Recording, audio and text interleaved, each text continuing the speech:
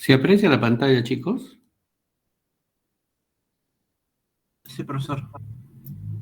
Ya.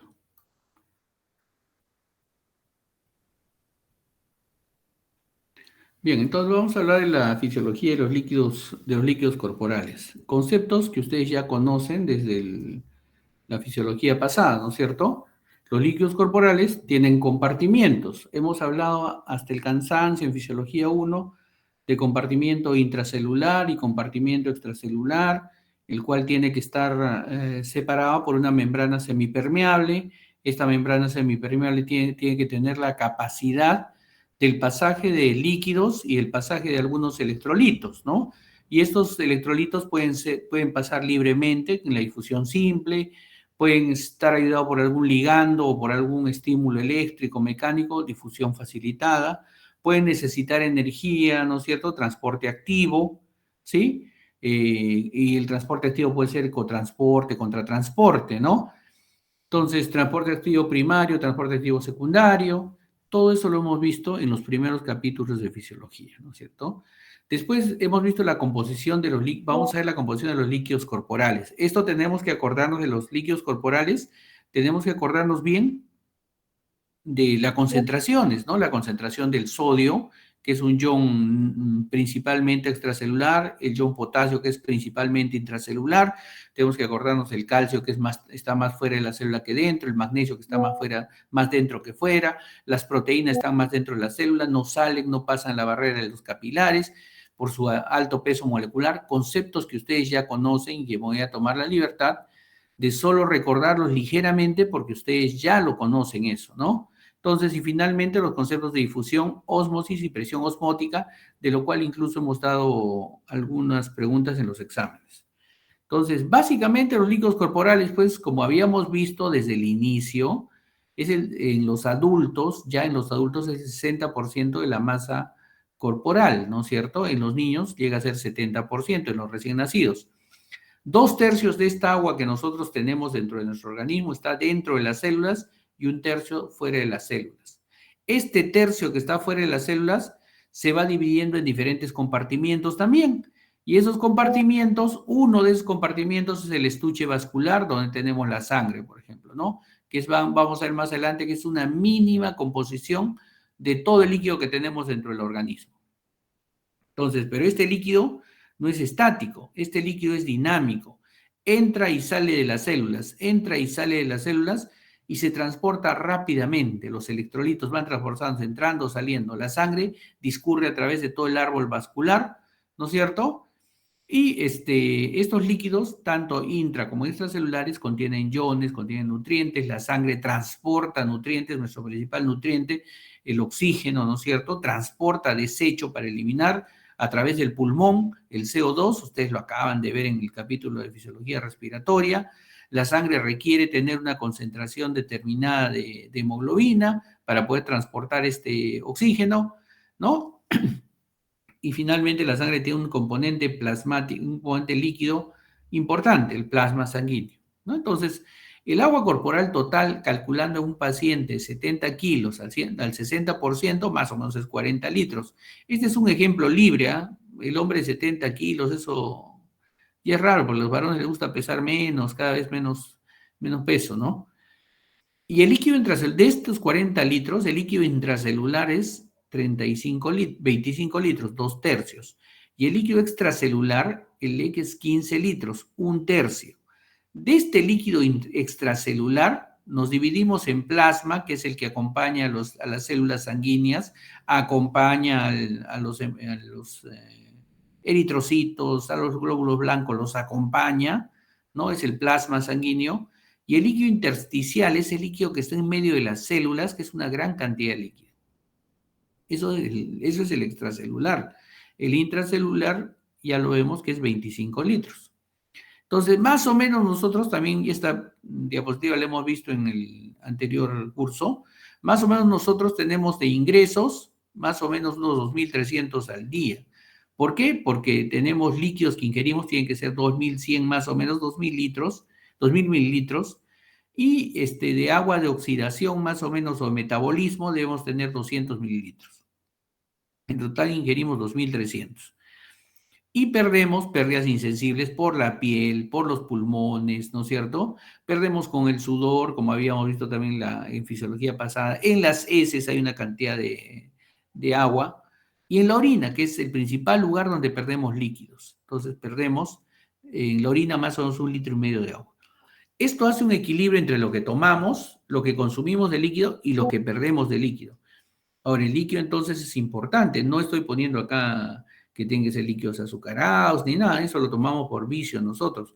Puede ser agua pura, porque nosotros con los otros alimentos consumimos minerales, consumimos electrolitos. Y cuando sudamos, cuando hacemos ejercicio, necesitamos más requerimiento porque aumentan nuestras pérdidas, ¿no? Principalmente el sudor y los pulmones, las pérdidas sensibles de los pulmones.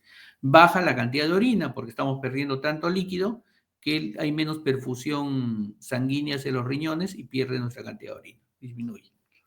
Entonces, el agua corporal total está entre 40 y 42 litros, la intracelular está más o menos en 25 28 litros y la extracelular está en 15 litros más o menos.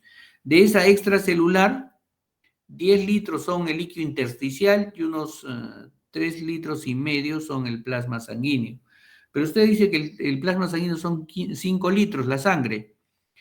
Más o menos. Entonces, esa variable va cambiando de acuerdo a cada persona. Ahora hemos sacado una fórmula que es 70 mililitros por kilogramo de peso de volumen sanguíneo tiene cada persona. Entonces, una persona más chiquita, más flaquita, tiene menos sangre que una más grande.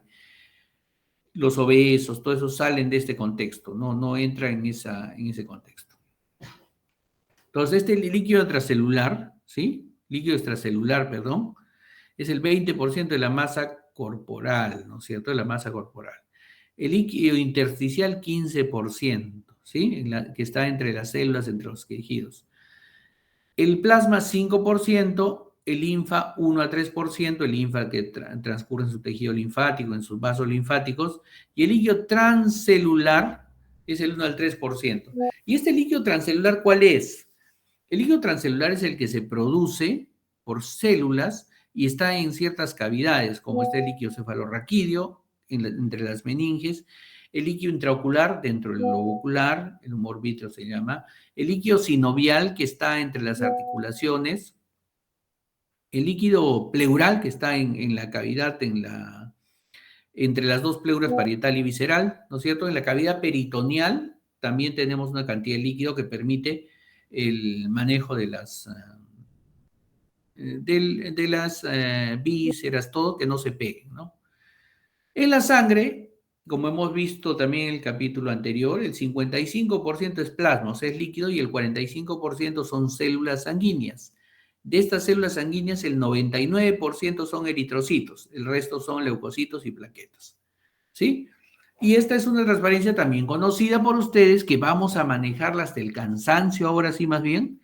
El líquido extracelular principalmente hay sodio y en el intracelular potasio. En el extracelular hay más calcio que en el intracelular. En el extracelular hay más bicarbonato que en el intracelular. Sin embargo, en el intracelular hay más fosfato. La glucosa es casi netamente extracelular. Y los aminoácidos, las proteínas, son más intracelulares. Quienes no pasan la barrera semipermeable, las proteínas, tienen alto peso molecular. ¿Ya? Y vamos a ir viendo en el camino, cuando hagamos ya la filtración del riñón, cómo forma su orina, vamos a ir viendo que la glucosa también es importante para filtrarse. No siempre, nunca encontramos glucosa en la orina, pero si la comenzamos a encontrar es porque se está dañando el riñón. Nunca encontramos proteínas porque son grandotas en la orina, pero si las encontramos, quiere decir que hay un daño en el riñón. Y entonces ahí vamos comenzando a darnos cuenta de que existen situaciones patológicas que pueden dañar la membrana, las células del riñón y nos pueden hacer orinar cosas que no deberíamos eliminar. ¿Sí? Entonces, ¿cómo medimos nosotros los líquidos corporales? Podemos usar muchas técnicas para medir el agua dentro de nuestro organismo. Y ya lo medimos cada vez menos. De todos modos, esto lo menciona acá Guyton, cómo medimos el agua en términos teóricos, digamos, ¿no es cierto? Hay que ver una sustancia en miligramos Y esta sustancia, vamos a ver la cantidad de sustancia que le colocamos nosotros, la cantidad de miligramos que le colocamos a esta sustancia, y después esta sustancia cómo se diluye en un litro de líquido que tenemos, de líquido corporal. Y eso nos va a orientar a ver la cantidad de líquido que tenemos nosotros. ¿Sí? Es decir, tenemos una masa administrada de la sustancia, una masa excretada de la sustancia, y tenemos una concentración en miligramos por litro de esa misma sustancia, ¿sí? Entonces, esta sustancia indicadora nos va a sacar así el volumen en litros. ¿Y qué es lo que queremos sacar nosotros? Queremos sacar el agua corporal total, y cuando sacamos el agua corporal total, usamos sustancias como el agua deuterada, agua tritiada, antipirina, ¿no? Cuando queremos sacar solo el volumen de líquido extracelular, tenemos que escoger una sustancia que no se meta a las células, que no pueda pasar las membranas semipermeables celulares. Entonces, escogemos un sacárido como la inulina, la sacarosa, el manitol, ¿no? Que no pasa la membrana. Como este manitol, por ejemplo, no pasa la membrana y aumenta y pasa y aumenta la osmolaridad, más bien saca líquido de las células. Y lo usamos mucho como diurético, lo vamos a ver más adelante. También podemos medir el líquido extracelular midiendo el sodio, el sulfato, el cloruro, etc., pero son mediciones indirectas. El volumen plasmático, el plasma sanguíneo, como es rico en proteínas, lo medimos con una albúmina radioactiva, isotopada, un radioisótopo, la I-131, ¿ya? Y entonces esta albúmina con el colorante azul de Evans se une y nos dice más o menos cuántos miligramos hay de albúmina y nos da el volumen plasmático. Y el volumen intracelular, ese no lo podemos medir, pero sí lo podemos medir indirectamente cuando tenemos agua corporal total medida con el agua triteada, la deuterada, ¿no? Que pasa a través de las membranas, para medir agua corporal total tiene que meterse a las células un porcentaje y el otro tiene que quedarse en el extracelular, ¿no? Para poder ver sus miligramos. Medimos el agua corporal total, le restamos el líquido extracelular y nos sale el líquido intracelular, ¿sí? El volumen de líquido intersticial es el que está entre las células, es el líquido extracelular menos el volumen plasmático, es decir, el que está dentro de la sangre, ¿no es cierto? Y el volumen sanguíneo es igual al volumen plasmático. Entonces, más o menos así nosotros vamos dividiendo, ¿sí? Vamos dividiendo cuánto entra, cuánto sale, ¿no? Y esta ingestión y excreción de electrolitos y líquido tiene que ver en un equilibrio perfecto, porque este equilibrio perfecto nos va a llevar a que tengamos una homeostasis en nuestro organismo y que podamos medir y ver cuáles las necesidades que tenemos cada día. Entonces, es un equilibrio perfecto. O sea, si ustedes comen sus alimentos donde van a tener sodio, fósforo, potasio, y eliminan por su riñón normalmente el exceso de sodio, el exceso de potasio, ¿no? El exceso de aniones, entonces vamos a tener una homeostasia normal y vamos a estar tranquilos con nuestra vida. Vamos a acordarnos de la difusión. La difusión es el pasaje de sustancias a través de membranas semipermeables sin necesidad de energía. ¿Por qué, doctor? Si esto ya lo hemos visto nosotros en fisiología, uno lo repite. Porque en el manejo de líquidos corporales hay muchas sustancias que difunden a través de los capilares renales, difunden. Y al difundir van a ser eliminados. Desde el día miércoles vamos a ver eso de la anatomía y las membranas capilares de los riñones, cómo van pasando, ¿sí? Entonces, entonces aquí también la ley de Fick nos dice el transporte de solutos, cómo se hace, ¿no? De acuerdo a las diferencias de concentraciones, el área de la membrana que va a ser difusible, el coeficiente de difusión, ¿no? El coeficiente de difusión y la distancia que existe entre los capilares. Entonces, esta difusión es importante para el transporte de líquidos, transporte de solutos a través de la membrana semipermeable que tienen los capilares renales. ¿no? Y que permiten que pasen sustancias usuales, pero que a sustancias como las proteínas o la glucosa tienen mucha restricción para pasar, ¿no? Entonces, y estas moléculas van a pasar a través de estas membranas semipermeables. ¿Tienes en el riñón membranas semipermeables? Sí. En el capilar glomerular tienes membranas semipermeables que van a permitir el pasaje de determinadas sustancias. Y esto es sumamente importante. Y aquí entonces vamos con la ósmosis y la presión osmótica. La ósmosis es el flujo del agua a través de una membrana semipermeable para equilibrar, ¿no? Para equilibrar la concentración a uno y otro lado de la membrana. Este concepto es el que nos permite que nuestras células se hidraten o se deshidraten. Porque el líquido, incluso hubo una pregunta en el examen, del curso anterior, el líquido pasa a través del líquido intersticial, ¿no es cierto? Pasa por los vasos sanguíneos al líquido intersticial y este líquido intersticial, dependiendo de la concentración que tenga y se conecta con las células, entonces las células dicen, en relación a él, dicen, mi presión osmótica es mayor, entonces me tienes que dar líquido. Y el líquido intersticial le da líquido y la célula toma el líquido y se hincha. A veces el líquido intersticial trae mucho soluto y entonces la célula le da el líquido para tratar de equilibrarlo y la célula se deshidrata. ¿Ya? Entonces, eso es lo importante en ósmosis y presión osmótica. ¿Y quién produce la presión osmótica? Lo producen los solutos que están en uno u otro lado de la membrana semipermeable. ¿Sí? La presión osmótica es la necesaria, que se ejerce es la necesaria para evitar, ¿no? Para evitar que el flujo de agua vaya de un lado a otro de la membrana. ¿Quién la ejerce? Definitivamente la concentración de solutos nos van a dar una presión osmótica, ¿no? Y esa presión osmótica es la necesaria para evitar que entre o salga líquido. La presión osmótica, ¿sí? Nuevamente, es la presión necesaria para detener el proceso de ósmosis. ¿Cuál es el proceso de ósmosis? El pasaje de agua de un sitio de menor concentración a un sitio de mayor concentración. Entonces, ¿y tiene influencia la osmolaridad en el compartimiento intra y extracelular? Es muy importante,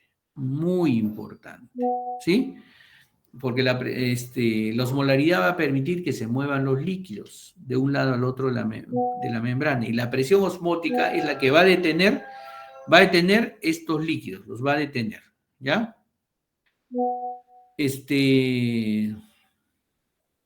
¿Y cómo hacemos el equilibrio osmótico entre estos compartimientos? Entre lo que está dentro de la célula y lo que está fuera de la célula. Lo que está dentro de la célula y fuera de la célula tiene que tener un equilibrio perfecto. Nuestro equilibrio perfecto es 290 más menos 5 miliosmoles. ¿Y dónde sale esa cantidad de 290 menos 5 miliosmoles? Pues les comento de que tenemos varias fórmulas, ¿no es cierto? Pero tenemos nuestros solutos más importantes para ver nuestra osmolaridad. Lo podemos sacar a mano. Sodio es el principal soluto, el principal ion que está fuera de las células. La glucosa también la tenemos y la urea, ¿no es cierto? Tenemos sodio, glucosa, urea. Y tenemos también otra fórmula con 2 por sodio nada más 10, ¿no? Que también podría sacar más o menos la osmolaridad. Pero los iones básicos para nosotros son sodio, glucosa y la urea, ¿ya? En base a estos tres valores y con esa fórmula, podemos sacar 290 más menos 5 miliosmoles, que es lo que más o menos debe tener nuestro organismo para evitar que el agua esté yendo de un lado al otro, ¿no? Que el agua esté yendo de un lado al otro, para estar en equilibrio. ¿Cómo medimos? Otra, la glucosa, el sodio y el balance ureico nitrogenado, la urea, ¿sí? Con un osmómetro, el cual es una aguja que ingresa al interior de la célula y puede sacar la osmolaridad, sacamos también 290 miliosmoles, más o menos. Entonces, la osmolaridad es una forma de expresar pues la concentración. Esta diapositiva ya la hemos visto también anteriormente. Ya le hemos visto anteriormente esta diapositiva en la cual vemos el medio isotónico, el medio hipertónico y el medio hipotónico, ¿no es cierto? En relación a una célula, y esta célula en esta relación la vamos a tomar como los eritrocitos, ¿no? Entonces, el medio isotónico es cuando tenemos la misma concentración o una concentración similar entre el interior del eritrocito y el exterior. El medio hipotónico es cuando el exterior es menos concentrado que el interior de la célula. Y entonces, como hay más solutos dentro de la célula, entonces el agua va a ir hacia la célula y la va a hinchar y la puede reventar. Y cuando el medio es hipertónico, entonces dentro de la célula hay menos concentración, va a salir el agua intentando diluir el medio externo, el líquido intersticial, y se va a deshidratar la célula, se va a crenar. Entonces tenemos esos tres términos, ¿no es cierto? Hipertónico, hipotónico, isotónico. Se basa en la osmolaridad y la presión osmótica, ya hemos dicho que es la presión para evitar de que el agua vaya de un lado al otro, que está ejercida, ¿no es cierto? Y la tonicidad es la solución en la cual existe una concentración de iones en relación a la célula. Si es isotónico, es la misma concentración con las células. Si es hipotónico, el medio intersticial hay menos concentración. Si es hipertónico, hay más concentración. Esto es importante. ¿Por qué nos ha repetido la diapositiva, doctor? Les repito la diapositiva porque en base a esto, nosotros comenzamos a darle un tratamiento a los pacientes con soluciones isotónicas. Siempre le damos soluciones isotónicas, pero en algunos casos tenemos que usar soluciones hipotónicas o hipertónicas.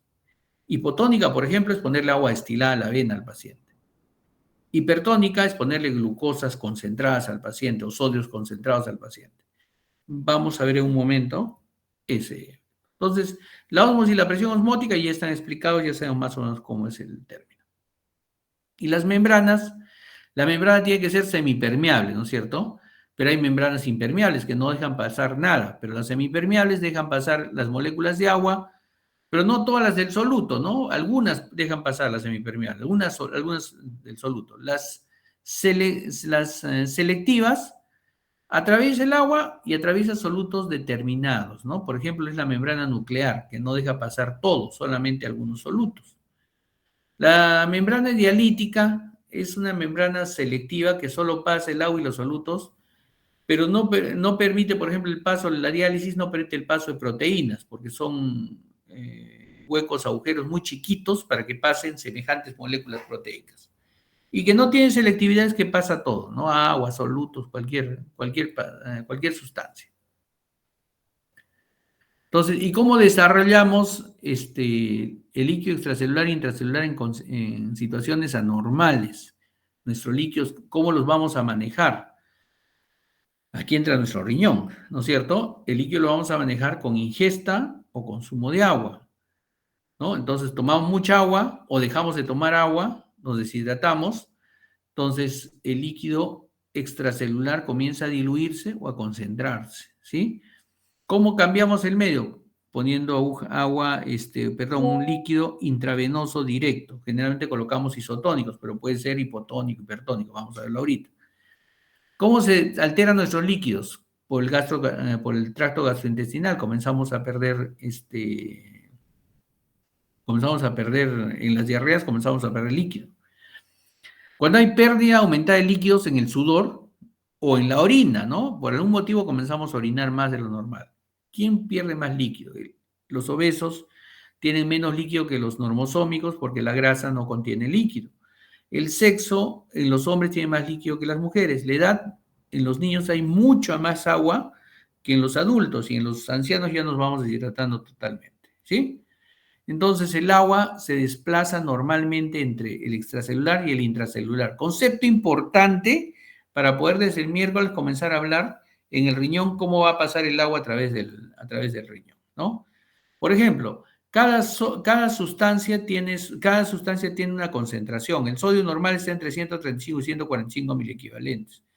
Si tenemos más de 145 miliequivalentes extracelulares en el líquido intersticial, estamos hablando de un medio hipertónico, una hipernatremia. Y si tenemos menos 135 en el líquido intersticial alrededor de las células, estamos hablando de un líquido hiponatrémico, ¿no? Y como hemos visto, cuando hacemos la fórmula de osmolaridad, el sodio es quizá el más importante de los iones para hacer la fórmula de osmolaridad, ¿no es cierto? Entonces, cuando baja. ¿Qué pasa entonces cuando la persona tiene menos sodio? Ha comenzado a tomar menos sodio. Si tienes menos sodio, tu medio externo, el intersticial, se hace hipotónico, y al hacerse hipotónico el medio externo, entonces comienza a salir sodio, comienzan a salir sustancias de dentro de la célula, la deshidrato. Cuando pasa eso, lo que tengo que hacer es ponerle sustancias hipertónicas, sustancias salinas, ¿no? Salinas. Y entonces le ponemos soluciones salinas al 3 o al 7.5%. Pero doctor, yo he ido al hospital y he visto que a todos les ponen sueros y dice cloruro de sodio. Es cierto, el cloruro de sodio que nosotros usamos es al 0.9% y contiene 154 miliequivalentes de sodio. Entonces, si esa solución tiene 154 miliequivalentes de sodio, está algo parecida al que tenemos normal con 145 en nuestro organismo. Entonces lo consideramos isotónico. En cambio, estas sustancias suben la cantidad de sodio, ¿no? Y están siendo hipertónicas y pueden deshidratarnos las células. Hay que manejarlo con cuidado. ¿Qué pasa acá en el cerebro, por ejemplo? El cerebro normal se maneja con sodio, agua, potasio, ¿no es cierto? Está normal, pero de pronto comienza a bajar la cantidad de sodio circulante. ¿Qué ha pasado? No estoy comiendo sodio, he comenzado a orinar demasiado, estoy perdiendo el sodio y baja. Si baja la cantidad del sodio, entonces, ¿qué es lo que pasa en el intersticial? Baja su nivel osmótico, ya no es 290. Entonces, ¿cuánto será? 265, 270. ¿Qué es lo que pasa? El cerebro comienza a deshidratarse porque las neuronas tratan de darle agua para equilibrar los medios internos, ¿ya? Los medios internos. Eso es severo al inicio. Poco a poco en la hiponatremia severa ya te vas adaptando, cuando es leve, no cuando es grave. Entonces, cuando hay una hiponatremia, a veces tenemos que poner soluciones hipertónicas. Soluciones hipertónicas quiere decir el cloruro de sodio, que contiene sodio, para que ustedes comprendan, y tiene 7.5%. ¿Cuánto era lo que poníamos nosotros normalmente en el hospital? 0.9%. Esa es la concentración que usamos nosotros de sodio. Esa es isotónica. Y acá tenemos nosotros algunas soluciones isotónicas, hipertónicas. Por ejemplo, la destroza al 5%, muy usada en todos los hospitales, es hipotónica. ¿Sí? Miren su osmolaridad, 253.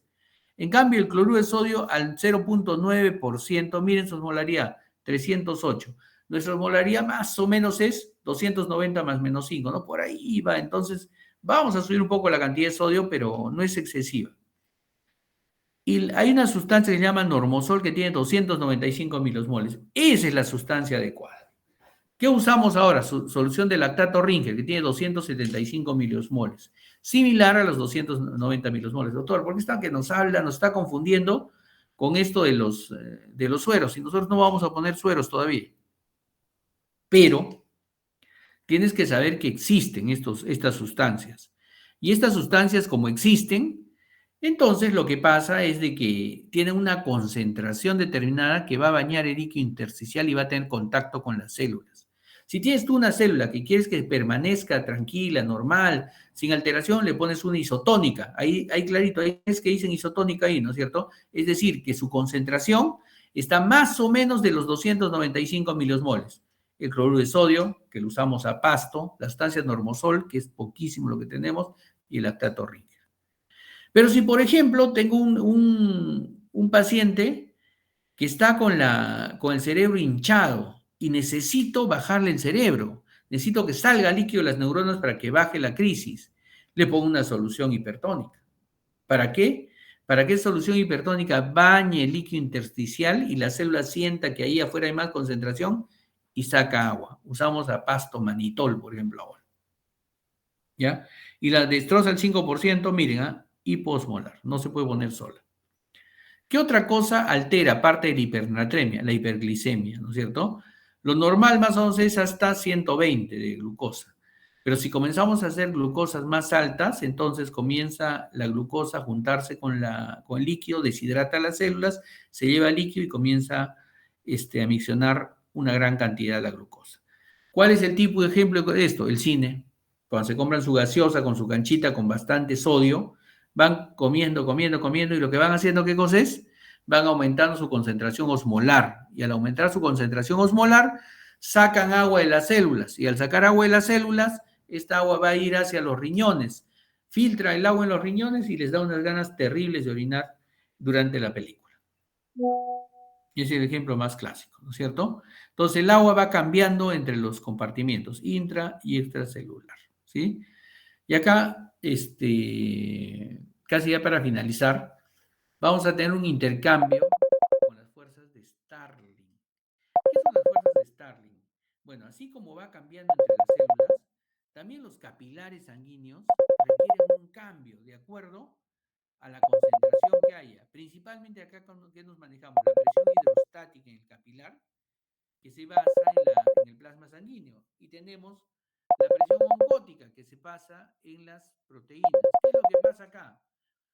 Que hay una presión hidrostática adentro y fuera del capilar. Y hay una presión oncótica adentro y fuera del capilar. Este concepto del capilar y su alrededor es importante para que nosotros podamos entender la fisiología renal. Es tan simple la fisiología renal, solo tienes que ver que tienes que tener una presión adecuada para que haya filtración, que salga el capilar y caiga en la cápsula de Bowman y se vaya formando la orina.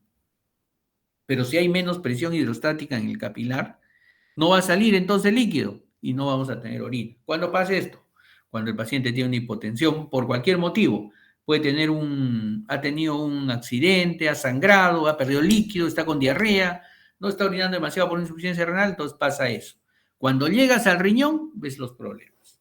Entonces tenemos 4 conceptos, presión hidrostática, intracapilar y fuera el capilar. Presión oncótica, que significa que hay albúmina dentro del capilar y fuera del capilar. ¿Sí? Y entonces acá tenemos que ver, y con esto vamos a ver entonces qué es lo que pasa qué es lo que va a pasar en nuestros capilares que llegan al riñón y que están en contacto con las presiones hidrostáticas y las presiones oncóticas. Arriba estamos en el extremo arterial y extremo venoso. El capilar va del arterial al venoso, ¿no es cierto? Y va filtrando, va dejando su líquido. Bueno, en el extremo arterial, la presión oncótica es 8 milímetros nomás, ¿no? Y en el extremo venoso igual, no sale. Y fuera del capilar o de las células, en el plasma, la presión oncótica es 28 milímetros de mercurio. O sea, tiene que tratar de sacar el agua, miren, contra 8, ¿no? Sin embargo, acá vemos nosotros que hay una fuerza neta de entrada y neta de salida, ¿ya? Fuerzas de entrada y fuerzas de salida. ¿Qué es lo que nos va a decir esto al final? Vamos a equilibrar las fuerzas de entrada y vamos a equilibrar las fuerzas de salida. ¿Cuánto es la fuerza de salida?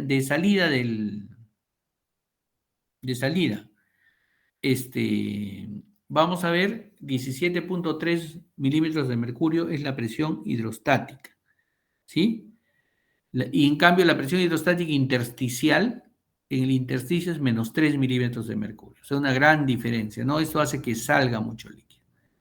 La presión coloidosmótica dentro del capilar arterial, dentro del intersticio, es 8 milímetros, nada más. O sea, quiere decir que sale proteínas, pero muy poquito hacia el intersticio, ¿ya? En cambio, dentro del capilar tenemos la presión oncótica en 28, coloidosmótica en 28 milímetros de mercurio, ¿no? Eso quiere decir que esas proteínas evitan que salga el líquido fuera del capilar. Y cuando hacemos la unión, vemos que tenemos de fuerzas de salida 28.3 y fuerzas de entrada 28. Entonces, ¿qué pasa en el capilar renal? Tiende a sacar líquido porque tiene un poquito más de presión en fuerzas de salida. No hay un equilibrio perfecto. ¿Ya? Y entonces nosotros ahora con este último concepto, entonces nosotros vamos a aclarar, vamos a ver que con ese concepto vamos vamos a poder entender lo que es la fisiología renal. La fisiología renal. Entonces, jóvenes, entonces vamos ya hay más cantidad, entonces vamos a quedar en una cosa. Se está adelantando el curso, las clases, el dictado de curso se está adelantando porque tenemos que estar acorde a lo que nos ha indicado el decanato de la facultad. Entonces, hoy día estamos comenzando con fisiología renal virtual, ha tenido que ser así por las circunstancias. El día miércoles y viernes hacemos la primera parte de formación de la orina y el día 13 y 15 me parece que vamos a hacer lo que es la parte de la concentración de electrolitos. De ahí viene del 19 al 23 su semana, que nos han pedido el decanato que los dejemos libres. Entonces van a quedar ustedes libres, pero el examen va a ser el 28 de septiembre. No podemos moverlo porque todos los cursos ya han programado fechas para sus exámenes, ¿sí? Entonces creo que ese día les toca inglés y les toca fisiología. Me parece, por lo que he visto ahorita el cronograma. Ya entonces, 28 de septiembre, examen de la primera unidad, ¿sí? Tanto fisiología renal como fisiología respiratoria, ¿sí? Y como les digo, vamos a tener libre el 19 al 23. Entonces, por eso estamos comenzando a adelantar un poco en los feriados para poder igualarlos, ¿ya? Que nos igualemos. ¿Listo, jóvenes? ¿Preguntas, dudas?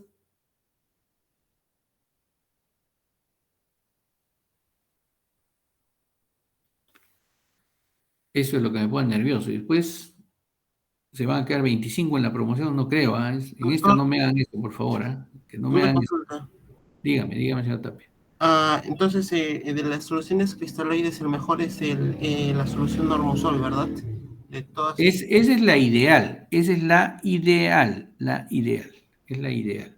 Pero nosotros estamos trabajando con solución fisiológica. La más asequible a nuestra realidad es el cloruro de sodio al 0.9%, que como has visto también se le considera isotónico, o el lactato Rinker. Entonces, eso lo vamos a ver cuando ya comiencen a hacer clínica y terapéutica, ¿ya? Porque esas soluciones son importantes que ustedes sepan manejarlas. Ahora es nada más para ejemplos, para que ustedes se orienten, el medio externo, el medio interno. Pero en un determinado momento ustedes van a tener que manejar esas soluciones. Escojan la especialidad que escojan, porque eso es importante. Ok, doctor. Y mi última duda, no entendí mucho acerca de la tabla final que mencionaba presión hidrostática intersticial. Presiones de entrada y salida. A ver, sí, eso lo han hecho con el doctor Cruz en edema, ¿no es cierto? En la clase en fisiología cardiovascular. ¿Sí? Eso es lo que es el edema. Tenemos presiones de entrada. ¿Qué quiere decir presiones de entrada en el capilar? El riñón tiene sus capilares, el pulmón tiene sus capilares, hay capilares sistémicos, ¿no es cierto? Entonces, ustedes ya han visto en el pulmón cuánto es la presión hidrostática del pulmón, ¿no? De 5 a 7 milímetros de mercurio, para que el capilar no comience a sacar líquido, ¿sí? Porque la presión hidrostática es líquido que empuja el plasma, ¿no? Y comienza a salir del capilar y en el pulmón, por ejemplo, hace edema pulmonar, que supongo que les explica el doctor Cruz. En el riñón necesitamos que haya un poquito más de presión de salida, o sea, presión que salga del capilar, para que esa salida caiga en la cápsula de Bowman y comience a formarse la orina. Si no, no orinaríamos, ¿no? Entonces, las presiones de salida son la presión hidrostática y la presión oncótica que hay en el intersticio. Como nosotros hemos visto, no salen las proteínas de los capilares porque son muy grandes, ¿no? En cambio, en el riñón sale una que otra proteína y nos hace una presión de 8 milímetros de mercurio. Entonces, como es proteína, jala líquido. Entonces, la presión hidrostática dentro del capilar empuja el líquido y afuera, con 17 milímetros, diferente al pulmón, con 17 milímetros de mercurio empuja el líquido hacia afuera del capilar renal y la presión oncótica la atrapa ese líquido y lo jala, ¿no? Sin embargo, tenemos la presión oncótica dentro del capilar, porque dentro del capilar sí hay proteínas que no salen porque es muy poquito, muy chiquito, las diferencias, las fenestraciones son muy chiquitas. Entonces todas las proteínas casi se quedan dentro del capilar. Y esa hace 28 milímetros. Es decir, tienes fuerzas de entrada, la presión oncótica dentro del capilar, y fuerzas de salida, la presión hidrostática y la presión oncótica fuera del capilar que jala el agua hacia atrás fuera del capilar. Cuando haces un equilibrio de presión de entrada y de salida, entonces tiene que haber un factor positivo, que es el más 0.3. Eso va a permitir que de gotita en gotita que va saliendo el capilar, va formándose la orina en la cápsula de Bowman y va a ir discurriendo por toda la tubuladura, que vamos a verla la siguiente semana. ¿Más o menos así? ¿Está bien? Entonces, lo que se dice es que las de salida principalmente son de presión hidrostática del capilar. Hidrostática del capilar. Hidrostática quiere decir presión de agua, ¿no? ¿Y quién hace la presión de agua dentro del capilar? El plasma sanguíneo. ¿Sí? Sí. Ya. Más la presión oncótica del intersticio, más la presión hidrostática del intersticio y eso es la presión de salida. Y la presión de entrada solo es la presión oncótica del capilar. Oncótica dentro del capilar, que evita que salga el líquido. Pero como hay más, son 3 contra 1, entonces sale un poquito de líquido. Y ese líquido en el riñón, ese líquido se filtra a la cápsula de Bowman y comienza a formar la orina. En el pulmón, eso podría irnos mal, ¿no? Porque podría ser un edema de pulmón. Eso ya lo han tratado con el doctor Cruz. En cambio, en el riñón necesitamos esa diferencia para que filtre orina. El día miércoles 6 vamos a comenzar a hablar entonces de cómo se va formando la orina. ¿Ya? Ok, doctor, muchas gracias. Me quedo Listo, claro, chicos. Gracias entonces. Nos vemos el día miércoles ya en la universidad. Muchas gracias. Hasta luego. Doctor, gracias por la clase. Hasta luego, doctor. Hasta luego, doctor. Hasta luego, doctor.